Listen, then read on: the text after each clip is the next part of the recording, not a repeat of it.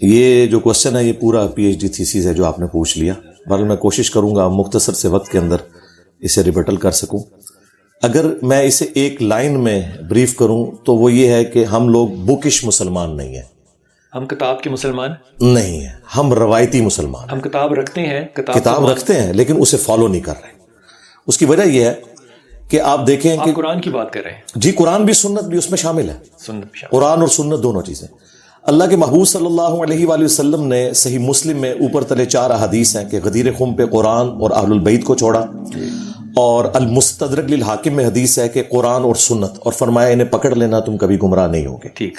نبی الاسلام کے پاس تو وہ پرسنالٹیز تھیں جن کو آپ اپنے بعد چھوڑ کے جا سکتے تھے, لیکن آپ کو پتا تھا کہ کچھ عرصے بعد ان کا سٹیٹس بھی میرے والا ہی ہوگا, کیونکہ سیدنا ابوبکر بھی 2.25 سال کے بعد فوت ہو گئے, سیدنا عمر آلموسٹ 12 سال کے بعد شہید ہو گئے, سیدنا عثمان شہید ہو گئے آلموسٹ 25 سال کے بعد, اور سیدنا علی بھی شہید ہو گئے آلموسٹ 30 سال کے بعد, اور خلافت راشدہ ختم ہو گئی, اور آخری صحابی ابو طفیل عامر بن واثلہ المتوفی 110 ہجری نبی الاسلام کی وفات کے 100 سال کے بعد دنیا سے چلے گئے.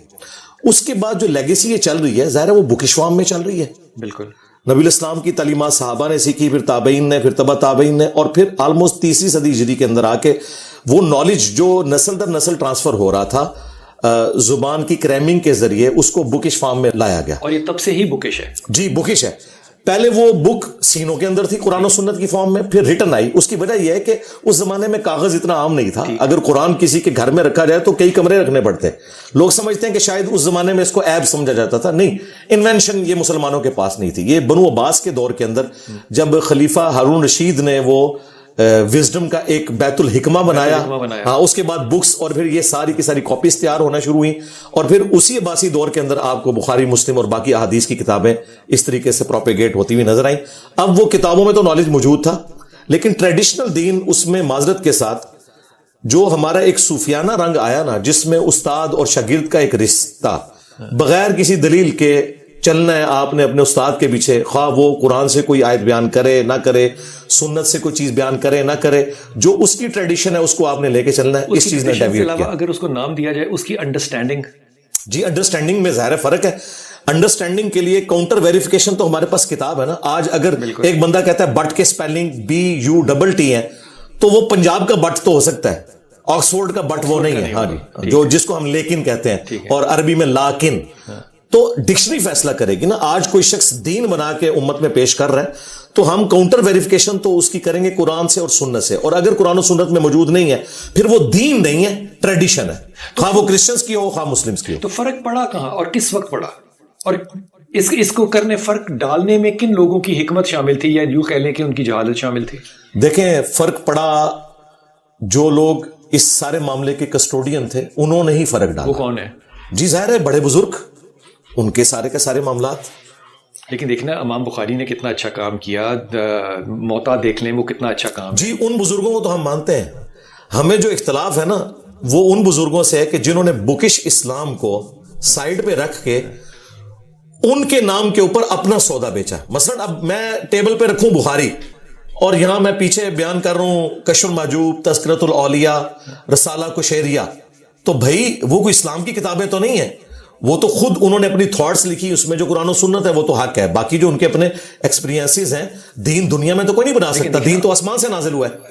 انجینئر صاحب, آج ایک مفتی بنتا ہے تقریباً 11-12 کم از کم 8 سال کی تعلیم کے بعد, اور وہ تمام علوم پڑھتا ہے, تو آج کے جو علماء کرام ہیں ان کو بھی تو اس بات کا پتہ ہوگا نا کہ ہم نے کتاب کا حوالہ جو ہے, جب ہم کہتے ہیں کہ اچھا قرآن اور حدیث سے ثابت کریں, تو ثابت کرنے کا مطلب تو یہی ہوتا ہے کہ قرآن اور حدیث کا حوالہ ہو, تو پھر غلطی یا غلط فہمی کہاں سے ہو جائے؟ آپ کو حیرانگی ہوگی کہ ہمارے جو درس نظامی کے کورسز میں اگر 8 سال کا کورس ہے تو 7 سال اپنے بزرگوں کی کتابیں پڑھائی جاتی ہیں, شاعری کی کتابیں پڑھائی جاتی ہیں, اور آخری سال جا کے دور حدیث ہوتا ہے, اور بیچ میں قرآن کو تھوڑا بہت کر کے کور کرواتے ہیں, لیکن وہ بھی اس تفصیلات کے ساتھ نہیں جس کی ضرورت ہے, اور پھر ایک فرقے کی چھاپ لگ جاتی ہے. اسی اینک سے آپ نے قرآن و سنت کو دیکھنا ہے, تھنک آؤٹ آف باکس نہیں کرنا. آپ دیکھ لیں سلیبس اپوزٹ ہے اس پریکٹسنگ دین کے جو سب کانٹیننٹ میں چل رہا ہے. یہی وجہ ہے کہ ہم نے اکیلے اس پلیٹ فارم سے سب کو پچھاڑ کے رکھ دیا ہے, کیونکہ ان کتابوں سے یہ بھاگ نہیں سکتے, بخاری سے, مسلم سے, مشکات سے, قرآن سے, ان کے مدارس میں پڑھائی جاتی ہیں, لیکن پڑھائی یہ کتابیں جاتی ہیں, عمل کروایا جاتا ہے بزرگوں کی تعلیمات کے اوپر. تو اس کا یہ بھی ایک آرگومنٹ تو دیا جا سکتا ہے کہ آپ کتاب کو سمجھتے مختلف طریقے سے ہیں. دیکھیں اگر ہم یہ کہیں کہ کتاب کو سمجھنے کا انداز ڈیفرنٹ ہے تو اس کے لیے پھر کوئی دلیل تو لانی چاہیے. اگر میں اس کتاب کا فہم آپ کے بزرگوں کی تعلیمات کی روشنی میں آپ کو بتا دوں, مثلا قرآن کی ایک آیت ہے, آپ سمجھتے ہیں یہ آیت یوں نہیں یوں ہے, اور میں بتاؤں کہ آپ کس امام کے ماننے والے ہیں, آپ کہتے ہیں میں امام احمد بریلوی کا ماننے والا ہوں یا اشرف علی تھانوی صاحب کا ماننے والا ہوں, تو میں کہوں گا کہ انہیں اردو لنگوسٹک بھی آپ سے اچھی آتی تھی, انہوں نے ترجمہ بھی پیسے کمانے کے لیے نہیں کیا, ہمارا تو اس نے زن ہے, آپ کو سکھانے کے لیے کیا.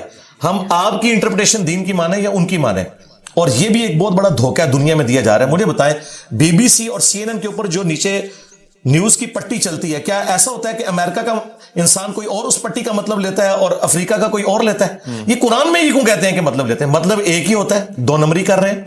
بالکل ایسا نہیں ہے. آج آپ 10 صحابہ قبر سے نکل آئے, ان کو آپ اردو کا کورس کرائیں 10 سال تک, اور اینڈ پہ قرآن ان کے ہاتھ میں تھمائے نا, وہ 10 کے 10 ترجمہ ڈیفرنٹ کریں گے, مفہوم ایک ہوگا. کوئی ترجمہ کرے گا اللہ کے نام سے شروع, کوئی کرے گا شروع اللہ کے نام سے, کوئی کہے گا شروع کرتا ہوں اللہ کے نام سے. مفہوم ایک ہوگا, الفاظ کے چناؤ کا فرق ہوگا. یہ بالکل دھوکہ ہے کہ کوئی الفاظ ایسے آ جاتے ہیں جس کی وجہ سے فہم میں فرق پڑ جاتا ہے. فہم میں کوئی فرق نہیں پڑتا. فہم میں فرق نہیں پڑتا. نہیں, کوئی فرق نہیں. اگر فہم میں فرق نہیں پڑتا تو لوگوں کے ادراک میں فرق کیوں پڑتا ہے؟ وہ اس لیے پڑتا ہے کہ ہمارے جو علماء فتاوا دینے والے ہیں نا, یہ سب کے سب مفتیاں بیسیکلی نقال ہے. یہ نقال یہ باقاعدہ ٹرم ہے جو دینی حلقوں میں استعمال کی جاتی ہے, یعنی جو نقل کرتے ہیں اپنے بزرگوں کے فتاوا. یہ قرآن سے نقل نہیں, کدھر سے نقل کرتے ہیں؟ فتوی کی بات کریں. جی فتوے لکھے جاتے ہیں, فتاوا علمگیری میں ہے. یہ سیکنڈری بکس بھی فالو نہیں کرتے, یہ ٹرشری بکس ہوتی ہیں. دیکھیں پرائمری بکس ہیں بخاری اور مسلم اور باقی کتابیں جن کی اسناد نبی علیہ السلام تک ہے. سیکنڈری بک ہے جیسے مشکات ہے, ریاض الصالحین ہے, کہ جنہوں نے ان پرائمری بکس سے ریفرنسز لیے. یہ ان کے نہیں ریفرنس لیتے, یہ اس سے بھی نیچے آتے ہیں. اور قرآن کی آیات بھی اگر کوٹ کرتے ہیں نا, تو اس قرآن کی آیت کو خود ایک دفعہ دیکھتے نہیں کہ یہ اس میں یہ بات بیان بھی ہوئی ہے کہ نہیں. وہ کہتے ہیں فتاوا علمگیری میں یہ لکھا ہوا ہے, اس لیے ہم نے اس کو بیان کرا. تفرقے کا جو آپ کو لگتا ہے انتظام ہوا ہے سارا, جی جی, یہ مس پرسیپشن کی وجہ سے ہوا ہے, غلط ترجمے کی وجہ سے ہوا ہے, یا غلط تفسیر کی وجہ سے ہوا ہے, یا بدنیتی کی وجہ سے؟ ترجمے میں تو گڑبڑ بہت تھوڑی ہے. اصل جو گڑبڑ ہے وہ ہے تفسیر میں. جی تفسیر میں دیکھیں ترجمہ کیا ہوا ہے ایاک نعبد و ایاک نستعین, بالکل کرسٹل کلیئر ہے. آپ ایک گورے کو کہنا اس کا مطلب کیا ہے, وہ کہے گا کہ ہم عبادت بھی اللہ کی کریں گے, دعا بھی, مدد بھی اسی سے مانگیں گے. اچھا, لیکن یہاں پہ لوگ اس کو پڑھ کے اس کے بعد فجر کی نماز میں یہ پڑھنے کے بعد ساتھ ہی کسی صاحب قبر سے مانگ کے نکلیں گے, بھئی تم نے قرآن میں کیا پڑھا, نماز میں کیا پڑھا, اور اب آپ کیا کر رہے ہو. یہ مطلب تو ہوا کہ ہم پریکٹس وہ نہیں کر رہے, پریکٹس وہ نہیں کر رہے, پریکٹس ہم کچھ اور کر رہے ہیں, انڈرسٹینڈ کر رہے ہیں, انڈرسٹینڈ کر رہے ہیں. دیکھیں عمران خان صاحب کے آنے کے بعد کوئی یہ کہے گا کہ مجھے ایاک نعبد و ایاک نستعین کا مطلب نہیں پتا, لیکن اب کتنے دکھ کی بات ہے کہ خان صاحب خود اپنی وائف کے ساتھ پاک قدم جا کے گر گئے.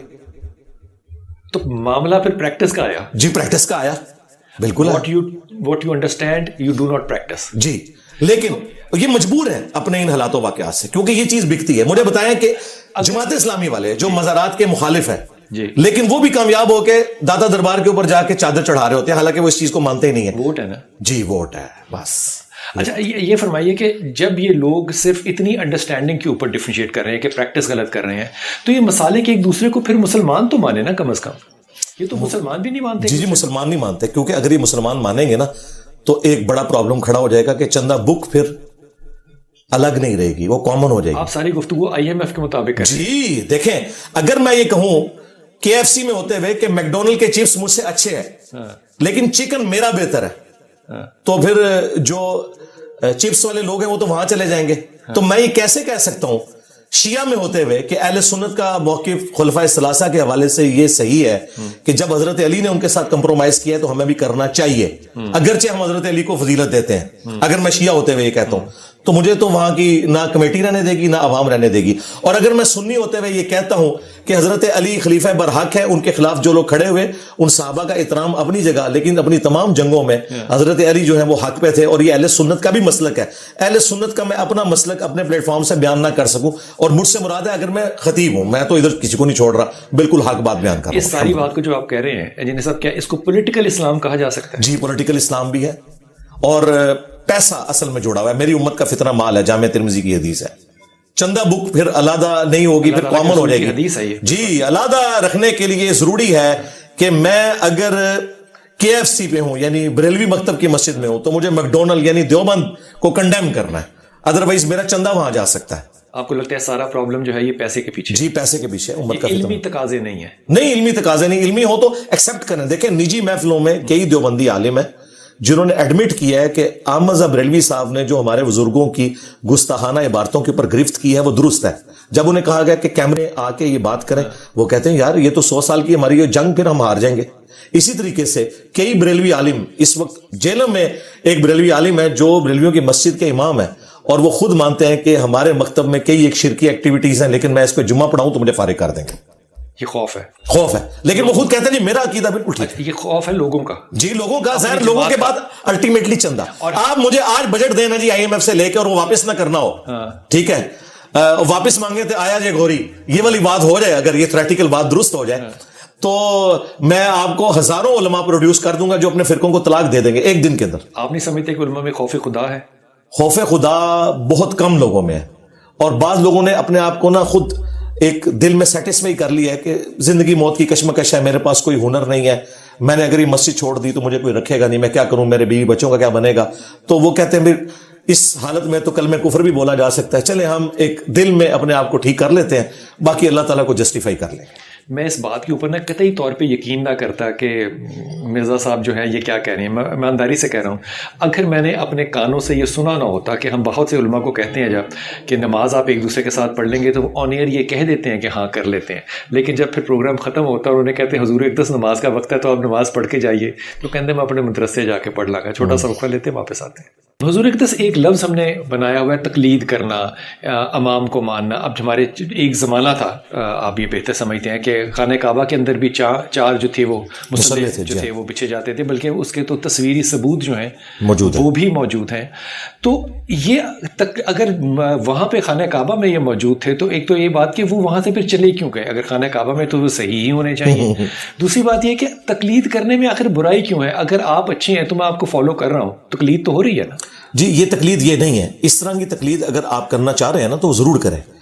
تقلید کا جو لفظی مطلب ہے وہ یہ ہے بغیر دلیل کے کسی بات کو ماننا. میں اللہ اور اللہ کے رسول کی بات کو بغیر دلیل کے مان رہا ہوں. بس یہی تو ہمارا جھگڑا ہے. دیکھیں یہ اتنا نوٹوریس ورڈ تھا کہ قرآن میں نبی علیہ السلام کے لیے تقلید کا ورڈ نہیں آیا, اتباع رسول, اطاعت رسول کا آیا, اور بلکہ سورہ یوسف میں ہے کہ اے نبی تم فرماؤ میں اور میرے ساتھی علی وجہ بصیرت اس دین پہ چل رہے ہیں, اندھے بن کے نہیں چل رہے. پھر سورہ الفرقان میں ہے کہ ہمارے بندوں کی نشانی یہ ہے کہ وہ اندھے اور بہرے ہو کر آیات کے اوپر نہیں گرتے. قرآن تو تقلید کے خلاف ہے, تقلید کو توڑنے آیا ہے. تقلید نوٹوریس ورڈ ہے, اس میں اماموں کا کوئی قصور نہیں.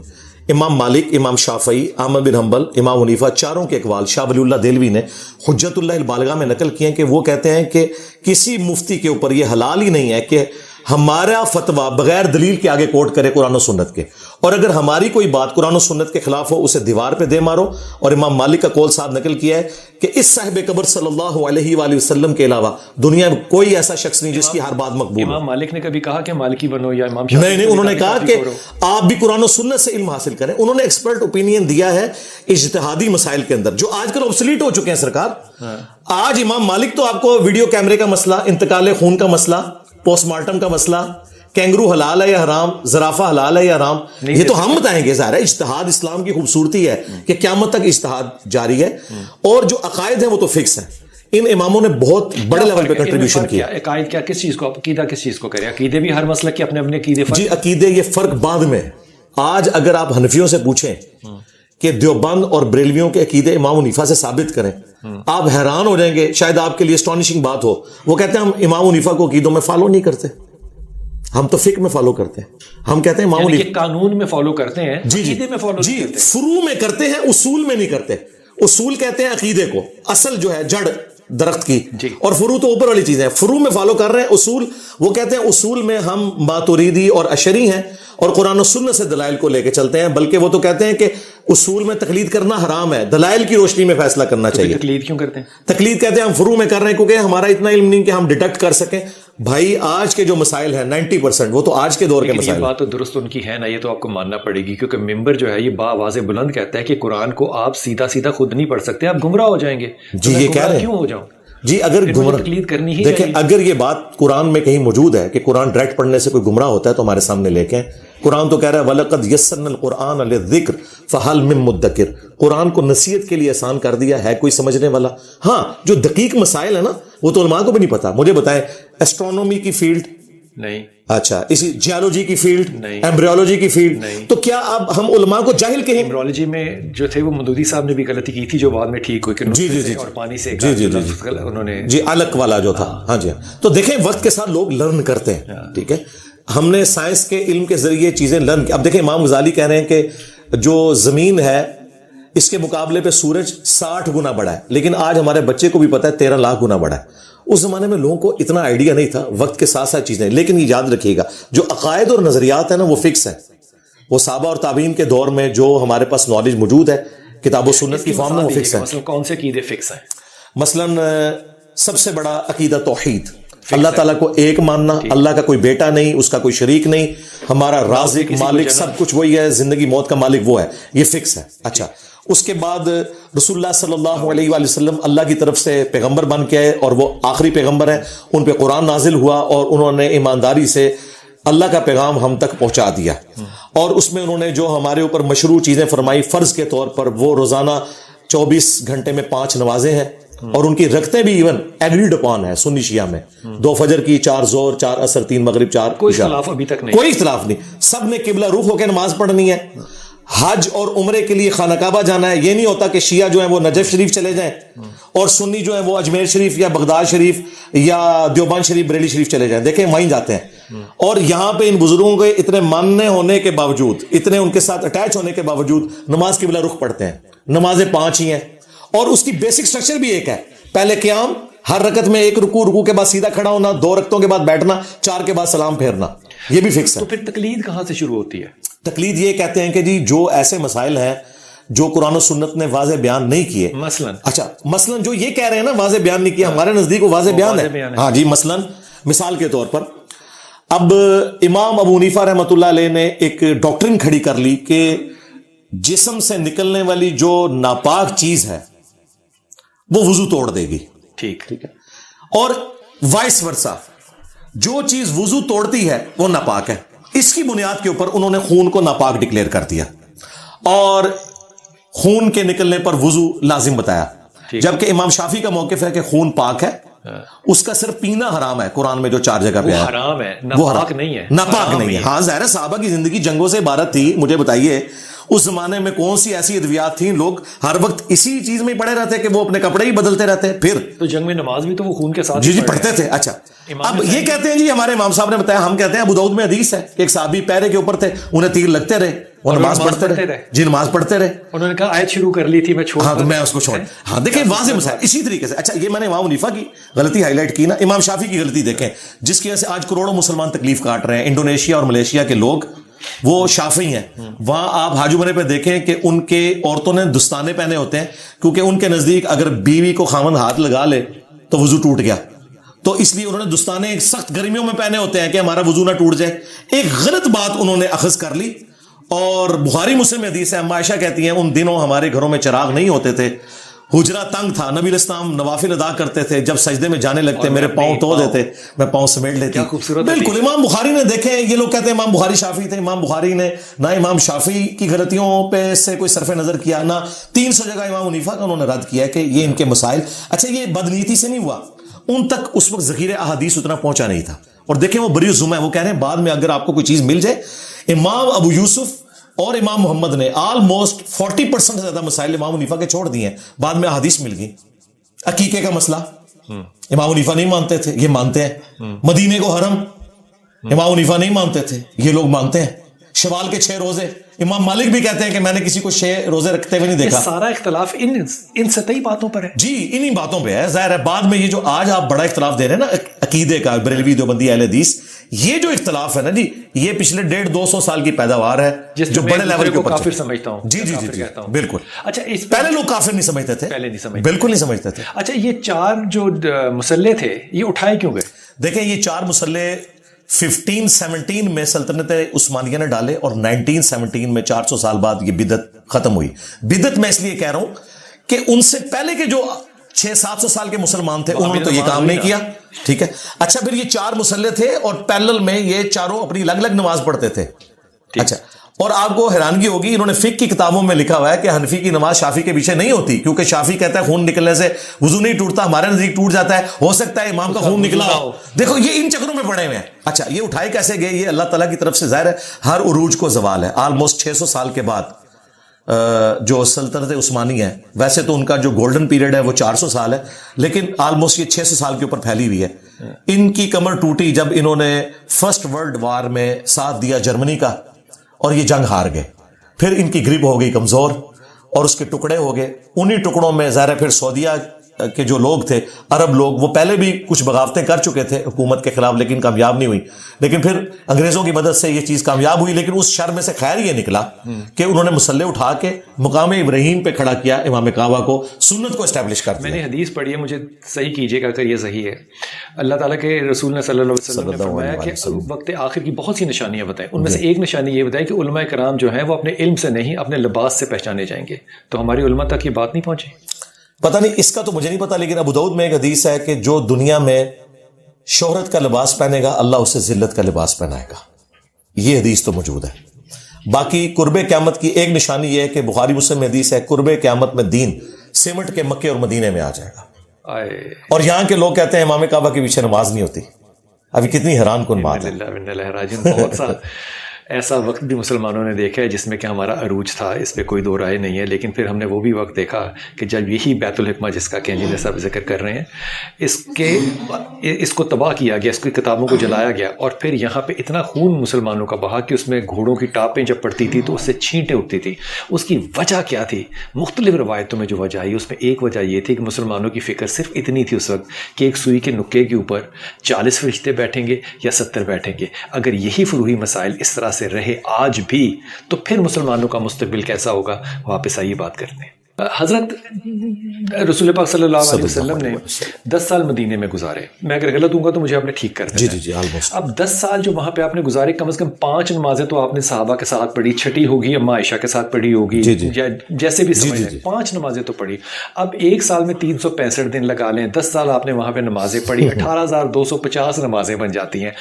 ایک سنت رسول جو 18,250 دفعہ ہوئی ہو, اگر مسلمان آج اس پہ بھی ایک نہیں ہو سکتے تو پھر مجھے کوئی کہے کہ یہ سنت اختیار کرو تو میرے دل میں پھر جلن تو ہوگی نا.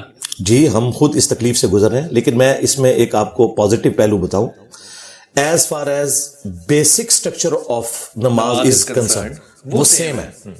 یہاں پہ اگر 4 بندے بیٹھے ہوئے ہیں, کسی کی بازو نہیں ہے, کسی کی آنکھ نہیں ہے, کسی کا پاؤں نہیں ہے, سب کو انسان ہی بولا جائے گا. ٹھیک, بکش نماز تو وہی ہے جو حرم مکہ میں, حرم مدینہ میں پڑھی جا رہی ہے, جو بخاری اور مسلم میں لکھی ہوئی ہے. لیکن ہمارے سب کانٹیننٹ میں چونکہ ایک خاص فقہ نے حکومتی لیول کے اوپر غلبہ حاصل کر لیا, پہلے بنو عباس کے ذریعے 3 بر اعظموں میں, اور بعد میں پھر سلطنت مغلیہ کے ذریعے ظاہر اورنگزیب عالمگیر نے فتاوی عالمگیری لکھوایا احناف کا, اور یہ حنفیوں کا سلسلہ شروع ہوا. بیسک سٹرکچر ایک ہے, رکعتوں کی تعداد ایک ہے, تمام یہ مانتے ہیں کہ اللہ اکبر کہہ کے نماز شروع کرنی ہے, قیام ہے اس میں سورہ فاتحہ اور 7 سورت ملانی ہے, سب کے نزدیک رکوع میں تسبیحات ہیں, رکوع کے بعد سیدھا کھڑا ہونا ہے, ہر رکعت میں 2 سجدے کرنے ہیں, 2 رکعتوں کے بعد بیٹھنا ہے, اور اگر 3 والی نماز ہے 3 کے بعد سلام پھیرنا ہے یا پھر 4 کے بعد سلام پھیرنا ہے. یہ بیسک سٹرکچر کے اوپر سب کے سب متفق ہیں. اب بیچ میں جو نماز کا حسن ہے, جو رفع الیدین والا مسئلہ ہے, اس میں بھی جی وہ بھی میں بتا دوں, رفع الیدین کا جو مسئلہ ہے اس کے اوپر تو اہل سنت کے 3 امام, امام مالک, شافعی, احمد بن حنبل, وہ تو اتفاق کرتے ہیں ایون جی رفع الیدین ہے. ایون شیعہ کے بھی امام, شیعہ بھی رفع الیدین کرتے ہیں. اس کی حدیثیں موجود ہیں. جی دیکھیں, یہ لوگ کہہ رہے ہیں مدینے میں رفع الیدین چھوڑ دیا تھا, انہیں پتہ ہی نہیں کہ نماز جو ہے وہ مدینے کی ہجرت سے تھوڑا عرصہ پہلے 5 نمازوں کا شیڈیول آیا ہے. ساری نمازیں نبی اسلام نے پڑھی مدینہ شریف میں, جو 5 وقتہ شیڈیول ہے. وہاں تو تہجد کی نماز تھی مکے میں. تو نماز کی احادیث روایت کرنے والے صحابہ جو بخاری مسلم میں ہے نا, ان میں وہ صحابہ بھی ہیں جو فتح مکہ کے بعد مسلمان ہوئے ہیں, کچھ غزوہ تبوک کے موقع پر مسلمان ہوئے ہیں. اب اس زمانے تک, غزوہ تبوک تو نبی اسلام کی ڈیتھ سے آلموسٹ 1.5 سال پہلے ہوئی ہے, اس وقت تک نبی اسلام رفع الیدین کے ساتھ نماز پڑھ رہے ہیں. تو مسئلہ یہ ہے کہ بیچ میں کوئی گڑبڑ ہو گئی ہے, اور وہ گڑبڑ جب شروع ہوئی امام بخاری نے اسی زمانے میں جز رفع الیدین لکھ دی تھی. بیسیکلی رفع الیدین کو انہوں نے کہا سنت ہے نا, چھوڑ دیں تو جائز ہے. سٹارٹ اس سے ہوا. یہ جو نفرت ہے چھوڑ دیں تو جائز ہے. ہاں یہ انہوں نے بات کی, ہاں سٹارٹ اس سے کیا. لیکن اب یہ دشمنی اس لیول کے اوپر ہے کہ کوئی کہتا ہے مکھیاں مارنا ہے, ٹھیک ہے, دوسری طرف مسواک یہاں سجائی ہوتی ہے سنت کے نام کے اوپر, اس پہ مکھی پگڑی پہنی ہوتی ہے, لیکن رفع الیدین میں فرقہ واریت آڑے آ جاتی ہے. اور دیکھیں یہاں پہ سب لوگ پیران پیر شیخ عبد القادر جیلانی کو کہہ رہے ہیں, انہوں نے تو نماز کا طریقہ رفع الیدین کے ساتھ لکھا ہوا ہے.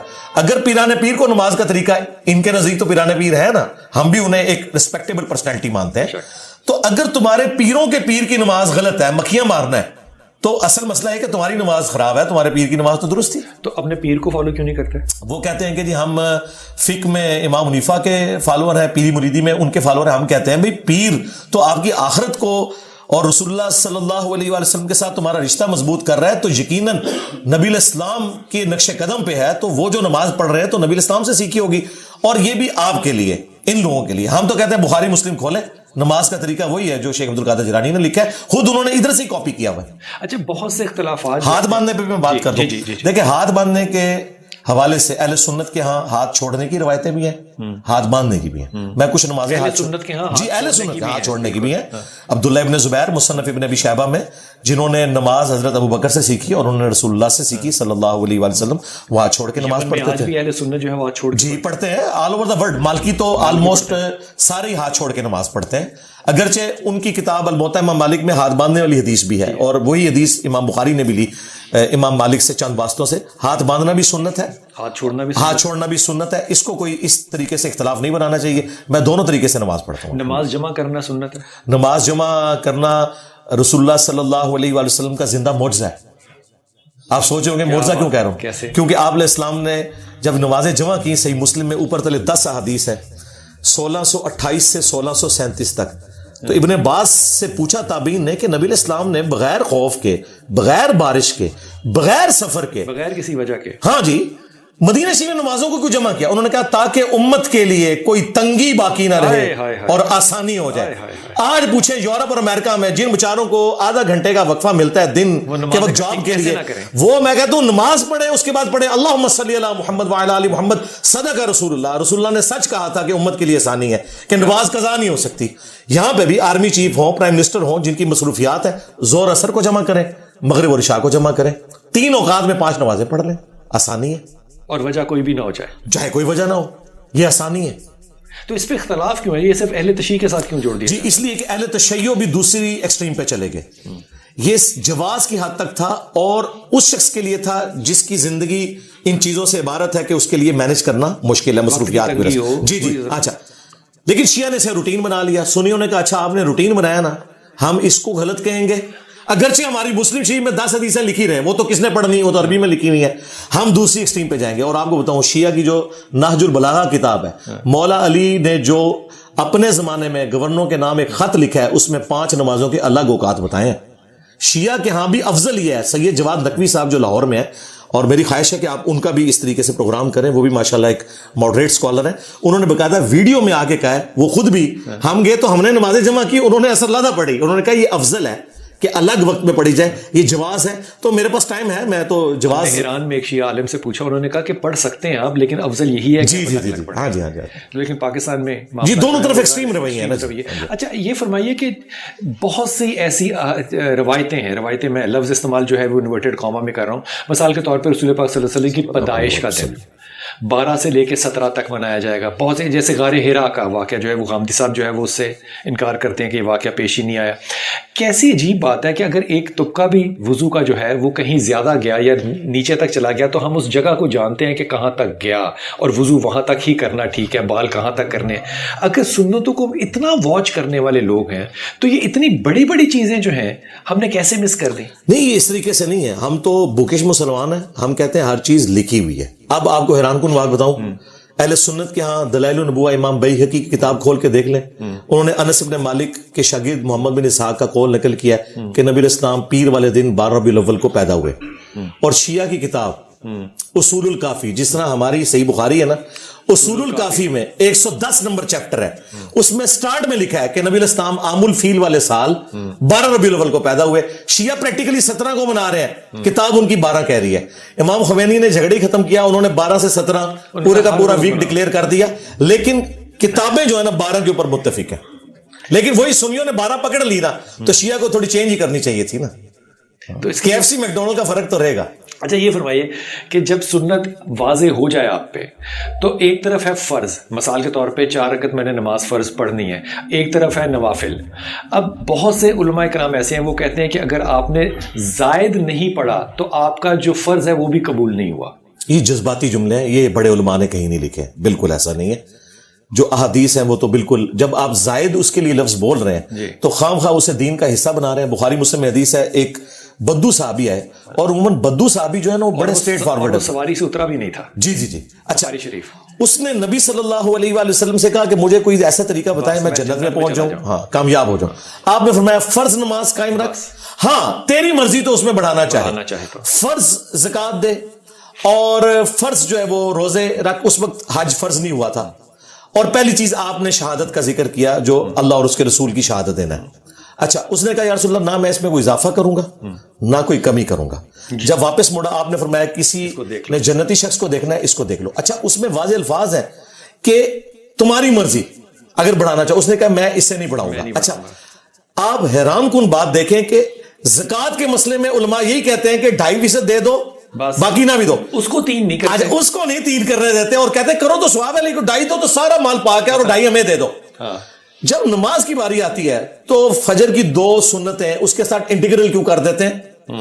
وہاں بھی کہنا کہ 2 پڑھو, بالکل مسلم میں حدیث ہے, دنیا اور جو کچھ اس میں اس سے بڑھ کر محبوب ہے. میں بھی کوشش کرتا ہوں کہ ساری سنتوں کا وطر کا اہتمام کروں, لیکن الموطا امام مالک کھول کے پڑھیں.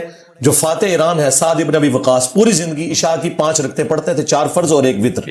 2 سنتے بھی نہیں پڑھتے تھے عشاء کی, 1 وطر پڑھتے تھے, کیونکہ وطر ایک تاکیدی سنت ہے, وہ بھی فرض کوئی نہیں ہے. مولا علی کا قول ہے جامع ترمذی میں کہ وطر سنت ہے لیکن اسے مت چھوڑو, ایک تاکیدی سنت ہے, اوبلیگیٹری پھر بھی نہیں ہے, تو فرض نہیں ہے.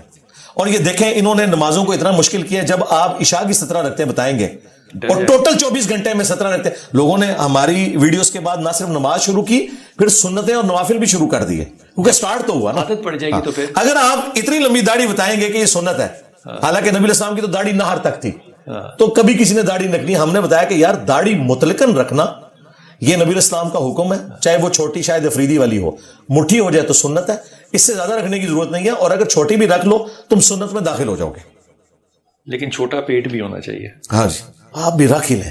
میں نے تو غامدی صاحب سے بھی ریکویسٹ کی تھی کہ سر آپ داڑھی رکھ لیں, آپ کی بعد میں وزن آ جائے گا. میں بھی دیکھیں نا یہ پگڑی, مولانا مودودی فرماتے تھے کہ جو درس دینے والا ہے وہ پگڑی بھی پہنے اور داڑھی چھوٹی نہ رکھے, بڑی رکھے, تاکہ نہ اثر ہو. اور یہ حقیقت بات ہے. میں تو ویسے ہی سچل داڑھی ہے, میں نے کبھی کٹوائی نہیں ہے, لیکن یہ دیکھیں پگڑی میں نے اسی لیے اڈاپٹ کی ہے. میں ٹوپی میں بھی درس دے سکتا تھا تاکہ گیٹ اپ کے ذریعے ایک میسج آتا ہے. اور دینی طبقے میں جو شیطان گھسا ہوا ہے نا کہ جی اس کی شکل و صورت سنت کے مطابق ہے یا نہیں, بے شک جھوٹ بولتا ہوں, ہاں وہ اس چیز کو سمجھتے ہیں کہ داڑھی ہونی چاہیے, حالانکہ داڑھی مڑانا چھوٹا گناہ ہے, جھوٹ بولنا بڑا گناہ ہے. جھوٹے کے پیچھے نماز پڑھ لیتے ہیں, بغیر داڑھی والے کے پیچھے نماز نہیں پڑھتے. قول ہے میری امت جھوٹ نہیں بول سکتی, یہ کرتی ہے لیکن جھوٹ نہیں بول سکتی. انجینئر صاحب عام طور پہ علماء کلام کہتے ہیں کہ جو اختلاف ہے, اختلاف دین جو ہے یہ اللہ تعالیٰ کی رحمت ہے. اور میں اس بات کو اس طرح سے سمجھتا ہوں کہ اگر یہ اختلافات نہ ہوتے تو ہم بھی کیتھولک ہوتے, ہمارے یہاں کو مذہب کے اوپر بحث ہی نہ کرتا جتنے کہ ہم کرتے ہیں. یہ بھی اللہ تعالیٰ کی ایک رحمت ضرور ہے, لیکن over a period of centuries اگر آپ دیکھیں تو مسلمانوں کے ہاں تحقیق کا کوئی طریقہ نہیں رہا. قرآن پڑھنا اگر روک دیا جائے اور ڈائریکٹ حدیث پڑھنی روک دی جائے تو نوجوان جو ہیں وہ علم کہاں سے لیں گے؟ اور اگر ریسرچ اینڈ ڈیولپمنٹ میں کر رہا ہوں تو میرا تھیسس جتنا صحیح ہو سکتا ہے اتنی ہی پروبیبلٹی ہے کہ میرا تھیسس غلط بھی ہو, وہ پھر بھی تھیسس ہی ہوگا. تو جب غلطی کے اختلاف پہ میرے پہ کفر پہ فتویٰ لگ جائے گا تو میں ریسرچ اینڈ ڈیولپمنٹ کروں گا کیوں؟ دیکھیں یہ جو آپ نے کہا نا اختلاف رحمت ہے, اس کو تھوڑا ماڈیفائی کر لیں, اختلاف رائے رحمت ہے. مخالفت جو ہے وہ تو سب سے بڑی لعنت ہے جو ہمارے اوپر پڑی ہے کہ ہم نے ایک دوسرے کی تکفیر کرنا شروع کر دی, مخالفت کرنا. جی اختلاف رائے تو صحابہ میں بھی ہوا ہے, اور اس میں سے کتنی ایسی چیزیں جی بڑے بڑے موقعوں پہ ہوا. آپ دیکھیں صحیح بخاری میں تعلیقاً امام بخاری لے کے ہیں کہ سیدنا عمر نے اپنے دور خلافت میں ایک شخص کے اوپر حد جاری کر دی, اور وہ پاگل تھا. حضرت علی نے کہا کہ امیر المومنین 3 لوگوں سے تو اللہ نے قلم اٹھایا ہوا ہے, ایک مجنون ہے, ایک نابالغ ہے, اور ایک سویا ہوا شخص. تو حضرت عمر نے اپنا ڈیسیژن واپس لیا. دیکھیں اختلاف رائے کے کتنے فائدے حاصل ہوتے ہیں. باقی جو آپ نے یہ بات کی نا کہ over the period of time مسلمانوں میں تحقیق والا معاملہ ختم ہو گیا, ظاہر ہے کہ جب ہم محکومی میں چلے گئے نا, بنو عباس جو ہے ہمارا ایک گولڈن پیریڈ تھا. احادیث کی کتابیں بھی لکھی گئیں, سائنس میں بھی ترقی ہوئی. پھر آہستہ آہستہ جب حکومتی لیول کے اوپر ایسے لوگ آ گئے کہ جو خاص اسکول آف تھاٹ کو گود لینا شروع ہو گئے. سب سے پہلے معتزلہ کو گود لیا مامون رشید نے, اچھا, اور پھر تلوار کے زور کے اوپر سب کو اس کا پابند کیا. جی اچھا, پھر دیکھیں اسی کی نسل میں آگے جا کے متوکل جو ہے وہ بالکل 180 ڈگری ہو گیا. وہ اہل حدیث اسکول آف تھاٹ کا فالو کرنے والا تھا, چن چن کے معتزلہ کو انہی لوگوں کو جیلوں میں ڈلوایا, کتابیں ضائع کروا دی, یہ کروا دیا. تو یہ جو حکومتی انوالومنٹ ہے نا, یہ سب سے بڑا یعنی آپ سمجھ لیں ایک کلٹ ہے جس کی وجہ سے سب کچھ ہوتا ہے. امام خمینی نے وہاں پہ جتنے تعلیمی ادارے ہیں نا ایران میں, ان کو گورنمنٹ سے آزاد کیا ہوا ہے, ان کا اپنا بجٹ ہے. آپ کو پتہ ہے جی لٹریسی ریٹ کتنا ہے؟ نہیں مجھے نہیں پتا. 98. دیکھ لیں. پھر انہوں نے کہا اگر آپ حکومتوں سے بجٹ لوگے تو حکومتوں کی غلطیوں کے اوپر تو آپ تنقید ہی نہیں کر سکتے. تو یہ حکومتوں نے جب گود لیا, اب یہاں پہ بھی دیکھیں سب کانٹیننٹ میں خود خاندان مغلیہ سے تعلق رکھتا ہوں, لیکن یہاں مغلوں نے کیا کیا, انہوں نے اورنگزیب عالمگیر ہمارا دادا تھا, بھائی کو قتل کروایا, اپنے کئی بھائی قتل کیے, باپ کو شاہجہاں کو جو ہے وہ ڈال دیا جیل کے اندر, جہاں وہ اس تاج محل کو دیکھتا رہے, اور اسی کی والدہ تھی وہ تاج محل جس کا بنا ہوا تھا. اور دوسری طرف فتاوی عالمگیری لکھوا کے علماء کو ایسا فین کیا روٹی روزی کے اوپر لگا کے, لوگ کہتے ہیں جی ٹوپیاں وہ سی کے گزارا کرتا تھا, نماز کبھی نہیں چھوڑی. میں کہنا پڑا بھی نہیں چھڑیا, انہیں کوئی پیو بھی نہیں چھڑیا. یہ اس کا دوسرا پہلو تھا. یہ 2 رخ ہوتے تھے. یہاں بھی آج بھی آپ پولیٹیشنز کو دیکھیں, اگر آپ ان کے پولیٹیشنز کو چھوڑ دیں, باقی ہمارے جو جتنے امیر لوگ ہیں, خواہ وہ پراپرٹی ڈیلرز ہوں یا ان کے, آپ ذرا فلائی کاموں کو دیکھیں, لگتا ہے کہ یہ تو سیدھے جنتی ہیں, حاتم طائی سے زیادہ ان کا نکل آئے گا وہاں پہ ریکارڈ. لیکن دوسری طرف دیکھیں تو دوسری ایکسٹریم پہ ہوتے ہیں. تو بیسیکلی حکومتوں کا زبردستی والا معاملہ, اس کی وجہ سے لوگوں کو روک دینا کہ کوئی اختلاف رائے کرے, پورے خاندان سمیت غائب ہو جائے. مجھے بتائیں, میں نے جو اگر یہ روکنا ہی تھا تو پھر مدارس میں روکتے. دیکھیں میں وہ مدارس والا سلسلہ تو بعد میں آیا نا. مجھے بتائیں جو میں نے یہ ہنگامہ کھڑا کیا ہوا ہے, ایک لمحے کے لیے سوچیں ڈیموکریسی نہ ہو پاکستان میں, اگر ڈیموکریسی نہ ہو یہاں پر, اگر یوٹیوب نہ ہو, اور حکومتی لیول کے اوپر ایک سٹانچ قسم کے کسی فرقے کی حکومت آ جائے, تو مجھے یہ کام نہیں کرنے دیں گے. اچھا, وہ مدارس کی بھی جو آپ بات کر رہے ہیں, مدارس بھی جناب ان کی مرضی کے بغیر نہیں چلتے تھے, یہ ذہن میں رکھیے گا. آج بھی اگر آپ دیکھ لیں ہمارے ملک میں سب سے اسٹرانگ طبقہ اسٹیبلشمنٹ کا نا, تو آپ دیکھتے ہیں کہ ذرا سے ان کا اشارے ابرو ہوتا ہے تو فتوے کیسے نکلنا شروع ہوتے ہیں. وہی علماء چند دن پہلے یہ بات کر رہے ہوتے ہیں, دوسری طرف جا کے دوسری بات. علماء پہ بھی سرکاری علماء کا ٹائٹل لگا ہوا ہے اور اس پہ کوئی ان کو حیا بھی نہیں ہے. لیکن میں اس اعتبار سے اسٹیبلشمنٹ کی تعریف کروں گا کہ وہ پھر ایسے لوگوں کو نہیں چھیڑتے جو ان کی بات نہیں مانتے, تنگ بھی نہیں انہیں کرتے, بس وہ کہتے ہیں ایک طریقے سے چلتے ہیں. لیکن جو ان کے پے رول کے اوپر ہوتے ہیں ان کو ہر دفعہ بلاتے ہیں, وہ پھر ان کے ساتھ تصویریں کھنچاتے ہیں اور کہتے ہیں جاؤ بس اس کے اوپر کام کرو. مسلمانوں کا سائنس سے کوئی اختلاف ہے؟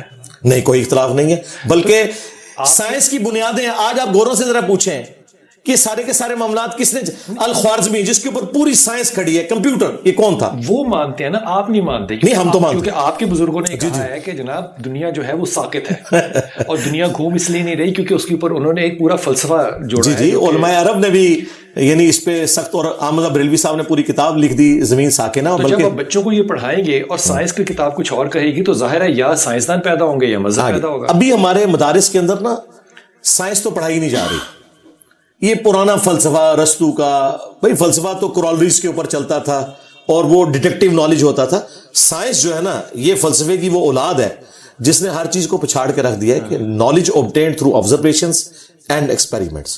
دیکھیں اگر یہاں یہ لوگ پیدا ہوئے تو ڈاکٹر اقبال بھی تو پیدا ہوئے ہیں نا سب کانٹیننٹ میں, مولانا مودودی بھی تو پیدا ہوئے ہیں, ڈاکٹر اسرار بھی پیدا ہوئے ہیں, ڈاکٹر ذاکر نائک بھی, احمد دیدار صاحب بھی. تو ایسا نہیں ہے. لیکن یہ آپ کی بات درست ہے کہ مدارس کی آؤٹ پٹ ایسے لوگ نہیں ہیں, کیونکہ وہ ایک جس طرح ہمارے یہ پنجاب میں شاہ دولہ کے چوہے ہیں نا, اس کے اندر وہ آپ کو کنفائنڈ کر دیتے ہیں ایک سوچ کے اندر. جتنا بھی ہمارا مذہبی طبقہ ہے ان میں سے پچھلے 400 سال سے دیکھ لیں, کسی کا تحقیقی یا کنٹریبیوٹری ایکٹ کیا رہا ہے؟ میں تو سمجھتا ہوں 400 سال میں اگر آپ کوئی ورلڈ لیول کے اوپر بندہ پروڈیوس کر سکتے ہیں تو 2 ہی بندے ہیں, شاہ ولی اللہ دہلوی اور مولانا مودودی. تیسرا بندہ ڈھونڈنا مشکل ہے. مولانا مودودی کا کوئی ایسا سبجیکٹ نہیں ہے جس پہ انہوں نے تصنیف اوہ ختم ہے, کوئی شک نہیں اس میں. دنیا میں اس وقت مسلمانوں کے پاس کوئی شخص پیش کرنے والا ہے نا, اور ہم نے ان پہ کفر کا فتویٰ لگایا ہوا ہے. جی ایک مودودی تھے 100 یہودی. ہاں تو کہتے ابو امینہ بلال فلپس آپ کے ہم نام, وہ ان کی ایک کتاب پڑھ کے مسلمان ہوئے. 10,000 امریکن تو ان کے ہاتھ میں مسلمان ہو چکے ہیں. کیوں خلاف ہو جاتے ہیں لوگوں کے جو سوچتے ہیں؟ اصل میں چونکہ انہوں نے مدرسہ سسٹم کے خلاف بغاوت کی, اور وہ بڑے سافٹ طبیعت کے تھے. میں تو بالکل ایک ہارڈ لائنر ہوں, مجھے تو آپ کہہ سکتے ہیں.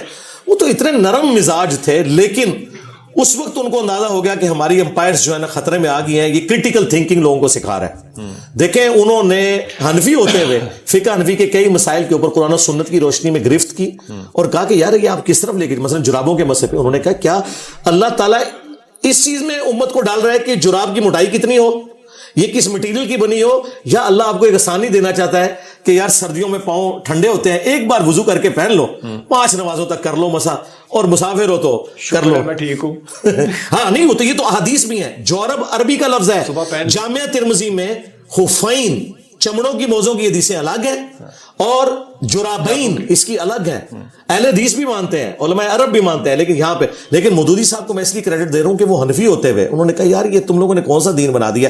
اور ترمذی میں امام ترمذی نے نقل کیا ہے کہ امام ابو حنیفہ کی ڈیتھ جس مرض میں ہوئی ہے نا, انہوں نے جرابیں پہن کے مسح کیا, اور انہوں نے کہا یہ میں اعلانیہ کر رہا ہوں کہ میں اپنے اس فتوے سے رجوع کر رہا ہوں کہ صرف چمڑے کے موزوں پہ ہوتا ہے, آج میں یہ توبہ کر کے مر رہا ہوں. وہ توبہ کر کے مرے, ان کو ابھی تک توبہ نہیں نصیب ہوئی.